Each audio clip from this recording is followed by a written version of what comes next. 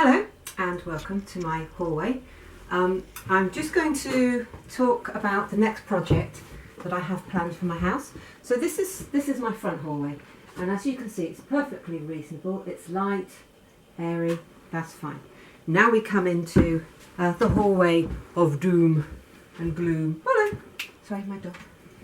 So we keep this door closed because it keeps the house much warmer. And there isn't a time of the day when we can ever not have the light on. Look how dark it is, it's ridiculous.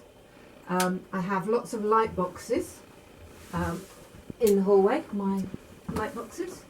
The idea being that I bring a bit of light in. But actually, it's never light enough.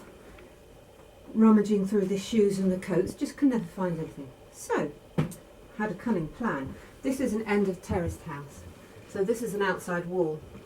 So I have had a window frame made, and tomorrow a brickie is coming to break through, and we're going to put a window in, which it's not going to be the brightest window because the sun rises in this direction.